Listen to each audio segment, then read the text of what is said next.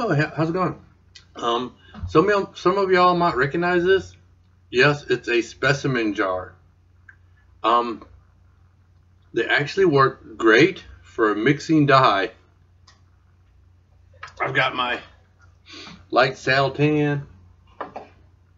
This one's different. This is my blue jean color. You can see how it's kind of separated, and the idea behind this is it looks more like faded blue jeans rather than one solid color. Let's see if I got it around here somewhere. Well, this doesn't really show it that well.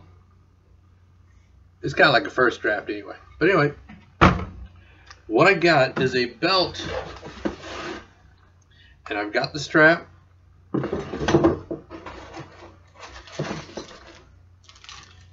And the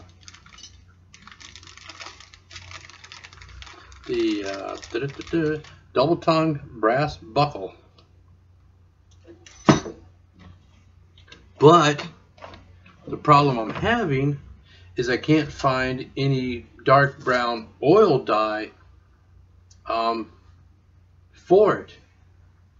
I thought I had located some, but then they told me that the place I ordered from told me that they don't have it anymore, and they don't know when they're going to get some. So I said, okay, send me some chocolate.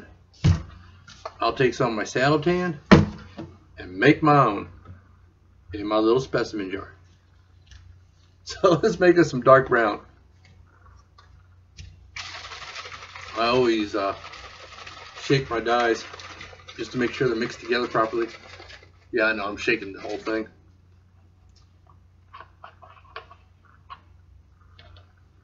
Put my brace on because I am going to have to use my hand.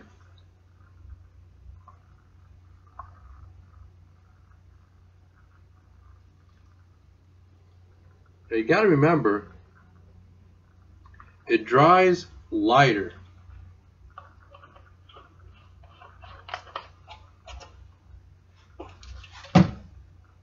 This looks pretty dark, but once it's applied to the leather, it's a lot lighter.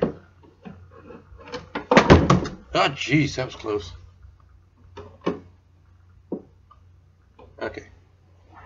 Now I'm going to add some of this here chocolate. They're both professional oil dye.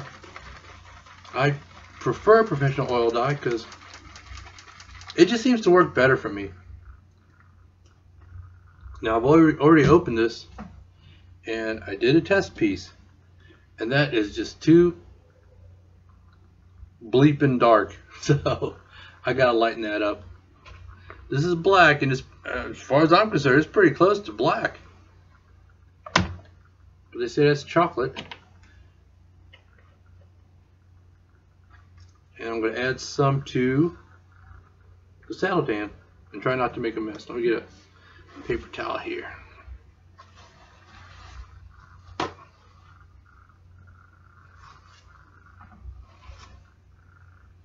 Okay.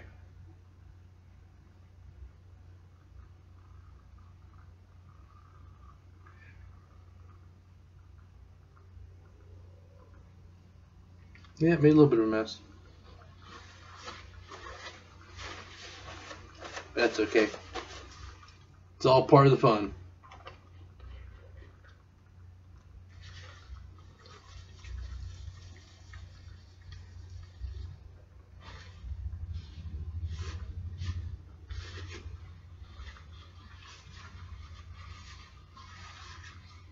I kind of like the way it smells too.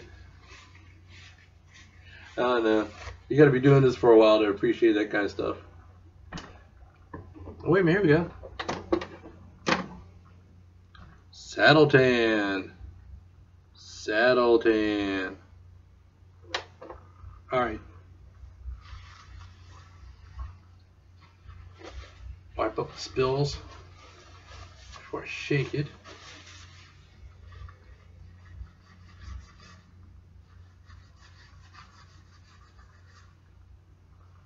Okay.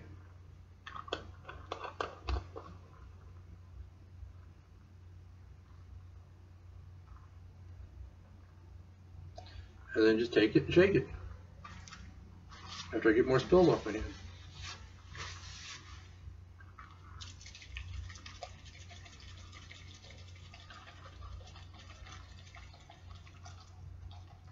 Okay, let me get myself a dauber. Same dauber I used in the previous test.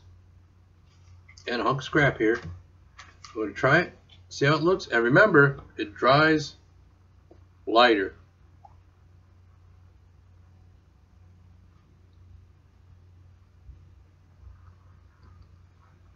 A little bit on it right here. I can see it looks better already.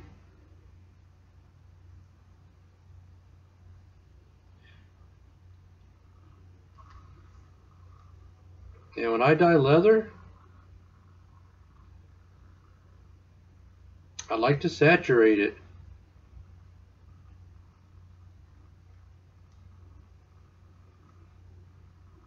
The dauber holds a lot of dye. At least a nice new fluffy one like this. And that's how it looks for now. We're going to let that dry for a little while and come back and take a look at it. But I can tell already. I mean, that looks a lot better. It looks more like the color I'm going for. Well, we'll come back a little bit and see how it turns out. Alrighty, I let that dry for a few days, and this is what I've come up with. This is the first mix here. Okay, that's how it started. So it's a little bit darker. See if I can get a decent shot there. There we go. It's a little bit darker, but it wasn't dark enough. So I mixed a little bit more of this in with that, and I got it a little bit darker here. It still wasn't what I wanted, so I added a little more, and that's the color I'm going to stick with. I think that looks pretty good. Never mind the blotchiness and stuff. I didn't clean the leather before I dyed it. This is just a test piece, but that's what I ended up with, and that's what I'm going to use. Coincidentally enough, I just had a fellow contact me, and he's interested in a holster, and he wants it dark brown. So that's going to come in handy because I mixed up a whole big thing of it. All right, that's that.